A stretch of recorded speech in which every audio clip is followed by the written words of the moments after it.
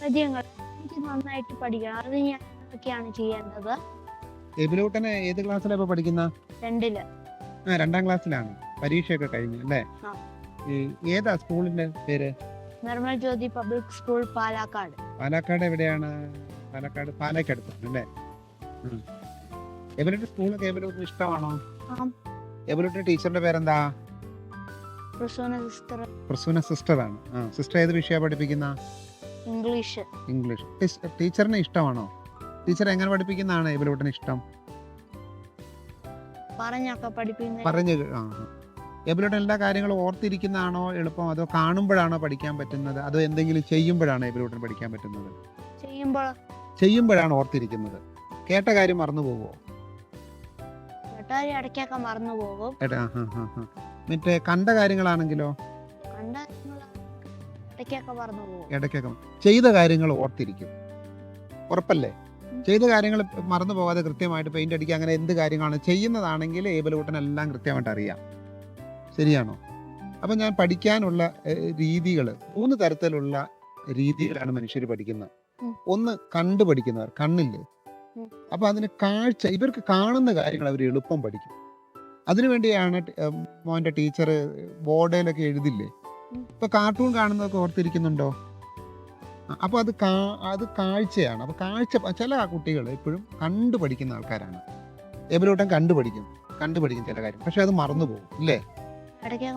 ചില കുട്ടികൾക്ക് ഈ കേട്ട് പഠിക്കണം, ഇങ്ങനെ പറഞ്ഞു കൊടുക്കണം. കേട്ട് പഠിക്കുന്ന കുട്ടികളുണ്ട്. അപ്പൊ കണ്ടു പഠിക്കുന്ന കുട്ടികളുണ്ട്, പിന്നെ കേട്ട് പഠിക്കുന്ന കുട്ടികളുണ്ട്, പിന്നെ ചെയ്ത് പഠിക്കുന്ന കുട്ടികളുണ്ട്. അപ്പൊ ആരൊക്കെയാണെന്ന് പറയാം, ഏത് തരത്തിലുള്ള കുട്ടികളാണ് പഠിക്കുന്നത്? നമുക്കത് കണ്ടുപഠിക്കുന്നത്, കണ്ടുപഠിക്കുന്നത് കണ്ണിലൂടെ, കേട്ട് പഠിക്കുന്നത് രണ്ടാമത്തേത് കേട്ട് പഠിക്കുന്നു ചെവിയിലൂടെ, പിന്നെ മൂന്നാമത്തേതോ കറക്റ്റ് ചെയ്ത് പഠിക്കുന്ന ആൾക്കാർ. എളുപ്പമുള്ള രീതി എന്ന് പറയുന്നത് കാര്യങ്ങൾ ചെയ്ത് പഠിക്കുകയാണ്. അപ്പൊ മോൻ ഇനി പഠിക്കാനിരിക്കുമ്പോൾ അത് എത്രമാത്രം ചെയ്യാൻ പറ്റുമെന്ന് ആലോചിക്കുന്നു. ചെയ്യാൻ കഴിയുമെങ്കിൽ എന്ത് കാര്യം ചെയ്താലും അത് ഓർമ്മയിൽ നിൽക്കും. അതോടൊപ്പം അധ്യാപകർ ക്ലാസ്സിൽ പഠിപ്പിക്കുമ്പോൾ ശ്രദ്ധയോടെ ഇരിക്കണം, ഏറ്റവും ശ്രദ്ധയോടെ ഇരിക്കണം. ടീച്ചർ പഠിപ്പിക്കും വേറെ കുസൃതികളൊന്നും കാണിക്കുന്നു.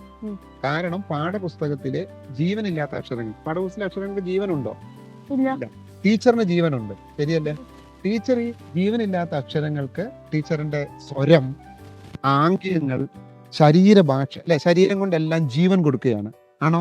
ടീച്ചർ ഇപ്പൊ ആന എന്ന് പറയുമ്പോൾ അല്ലെങ്കിൽ ഉറുമ്പ് എന്ന് പറയുമ്പോൾ സൗണ്ടും ടീച്ചറിന്റെ ശരീരം ഒക്കെ അങ്ങനെ അതുപോലെയായി മാറും കഥ പറയുമ്പോൾ. ശ്രദ്ധിച്ചിട്ടില്ലേ? അപ്പം പാഠപുസ്തകത്തിലെ ജീവനില്ലാത്ത അക്ഷരങ്ങൾക്ക് ടീച്ചർ ജീവൻ നൽകുമ്പോൾ എബിലൂട്ടൻ എന്ത് ചെയ്യണം? ശ്രദ്ധിച്ച് കേൾക്കണം. അപ്പൊ ടീച്ചറുടെ ഒന്ന് കണ്ണു മാറ്റരുത്. ഞാൻ പറഞ്ഞത് മനസ്സിലായോ? ശ്രദ്ധിച്ചിരിക്കണം. അപ്പൊ ശ്രദ്ധയോടെ ഇരിക്കുക എന്നുള്ളതാണ് പഠനത്തിനുള്ള ഏറ്റവും എളുപ്പമുള്ള മാർഗം. പഠിക്കാൻ ഏറ്റവും എളുപ്പമുള്ള മാർഗം എന്താണ്? ശ്രദ്ധയോടെ ഇരിക്കുക, ലിസൺ ചെയ്യുക. എന്ത് ചെയ്യുക? ലിസൺ ചെയ്യുക. അപ്പൊ കണ്ടും പഠിക്കാൻ പറ്റും, കേട്ടും പഠിക്കാൻ പറ്റും, പിന്നെ നമ്മൾ എന്ത് ചെയ്യുക? ചെയ്തു പഠിക്കാൻ പറ്റും. ഇപ്പൊ ഏബിൽകുട്ടനെ സംബന്ധിച്ചിടത്തോളം ഏറ്റവും എളുപ്പമുള്ള ഒരു പഠന രീതി എന്ന് പറയുന്നത് ചെയ്തു പഠിക്കുകയാണ്. അതോടൊപ്പം ശ്രദ്ധാപൂർവം കേൾക്കുകയും കാണുകയും ചെയ്താൽ ഏബിലൂട്ടന്റെ പഠന വേഗത്തിലാവും. ഏബിലൂട്ടന്റെ ആഗ്രഹം എന്താ? പൈലറ്റ് ആവാൻ. പൈലറ്റ് എന്ന് പറഞ്ഞാൽ എന്താ? വിമാനം ഓടിക്കുന്ന ആള്. വിമാനം എന്തുകൊണ്ടാ പൈലറ്റ് ആവാൻ ആഗ്രഹം? കൂട്ടുകാരെല്ലാം പറഞ്ഞിട്ടാണോ? ആകാശത്ത് നിന്ന് കാഴ്ചകൾ കാണാൻ പറ്റും. ആരാ പറഞ്ഞ?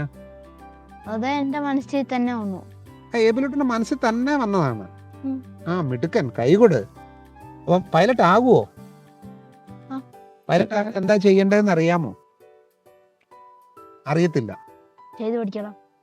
ചെയ്തു നന്നായി പഠിക്കണം. നല്ല മാർക്കോടെ നമുക്ക് എന്ത് ചെയ്യാൻ കഴിയണം? 10ാം ക്ലാസ് പാസ്സാവണം, +2 പാസ്സാവണം. അതിനുശേഷം എന്ത് ചെയ്യണം? ഈ പൈലറ്റ് പറക്കാൻ ഡിഗ്രിക്ക് ശേഷമൊക്കെ നമുക്ക് എന്ത് ചെയ്യാൻ പറ്റും? പൈലറ്റ് എന്നൊരു കോഴ്സ് ഉണ്ട്, ആ പ്രത്യേക കോഴ്സ് ചെയ്യണം.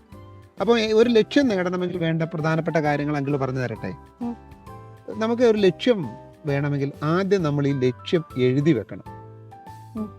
ഏബിലകുട്ടൻ എഴുതി വെക്കണ്ട. ഏബിലകുട്ടൻ്റെ ഭിത്തിയിൽ എഴുതി വെക്കണം, ഞാൻ വലുതാകുമ്പോൾ ഒരു പൈലറ്റായി മാറും. ഏബലിന്റെ സ്പെല്ലിംഗ് ABL എന്നാ? ABL. ഓക്കെ, ഐ വേണ്ട. ഏബൽ വലുതാകുമ്പോൾ ഒരു പൈലറ്റായിട്ട് മാറും. അപ്പം ഏബലിന് ചെയ്യാൻ പറ്റുന്നത് ഒരു ഡ്രോയിങ് ഷീറ്റ് എടുക്കുക. ഡ്രോയിങ് ഷീറ്റ് എന്ന് പറഞ്ഞാൽ മനസ്സിലായില്ലേ? ആ. അതിനകത്ത് വിമാനത്തിൻ്റെയും ഒരു പൈലറ്റിൻ്റെയും പടമൊക്കെ കട്ട് ചെയ്ത് ഒട്ടിച്ചു വെക്കുക, പേസ്റ്റ് ചെയ്ത് വെക്കുക. എന്നിട്ട് ആ പൈലറ്റിൻ്റെ മുഖത്ത് ആരുടെ മുഖം ഒട്ടിച്ചു വെക്കണം? മിടുക്കൻ. അപ്പം നിന്റെ പടം ഒട്ടിച്ചു വെക്കുക. അപ്പം നീ ഈ ചിത്രം കാണുമ്പോഴൊക്കെ നിന്നോട് തന്നെ പറഞ്ഞു, ഞാൻ വലുതാവുമ്പോൾ അതിൻ്റെ അടിയിൽ എഴുതി വെക്കുക, വലുതാവുമ്പോൾ ഞാൻ ഒരു പൈലറ്റ് ആവും. എന്താ പറയേണ്ടത്? ഇതിങ്ങനെ ഇടയ്ക്കിടയ്ക്ക് ആവർത്തിച്ചുകൊണ്ടിരിക്കും. അങ്ങനെ നമ്മുടെ മനസ്സിനെ എന്ത് ചെയ്യാൻ, ലക്ഷ്യത്തിലേക്ക് നിരന്തരമായി പ്രേരിപ്പിച്ചു കഴിഞ്ഞാൽ എല്ലാ ആൾക്കാർക്കും അങ്ങനെ ആയി തീരാൻ കഴിയും. നമ്മുടെ എല്ലാ ജീവിതത്തിൽ വിജയിച്ചിരിക്കുന്ന എല്ലാ ആൾക്കാരെയും നമ്മൾ പഠിക്കുകയാണെങ്കിൽ നമുക്കൊരു കാര്യം മനസ്സിലാകുന്നത്, അവരൊക്കെ ഏബലിൻ്റെ പ്രായത്തിൽ ചെറിയ ക്ലാസ്സിൽ തന്നെ അവർക്ക് വലുതാകുമ്പോൾ ആരായി മാറണം എന്ന ആഗ്രഹം അവരുടെ മനസ്സിൽ കൊണ്ട് നടന്നിരുന്നു എല്ലാ മഹാന്മാരും. അപ്പം ഏബൽ ഇപ്പോൾ കുഞ്ഞുകുട്ടിയാണ്. അപ്പോൾ ഏബലിനെ സംബന്ധിച്ചിടത്തോളം ഏബലിൻ്റെ ഉള്ളിലുള്ള ഈ ലക്ഷ്യം, വലുതാകുമ്പോൾ എനിക്ക് പൈലറ്റ് ആവണം, എനിക്ക് വിമാനം പറത്താൻ കഴിയണം, ലോകമെങ്ങും പോകാൻ കഴിയണം, ഈ ലക്ഷ്യം എഴുതി സൂക്ഷിച്ച് അത് ആവർത്തിച്ചു കൊണ്ടിരിക്കുകയാണെങ്കിൽ ഏബലിന് ഉറപ്പായിട്ടും ആരായി മാറാൻ കഴിയും? പൈലറ്റായി മാറാം. Okay, thank you.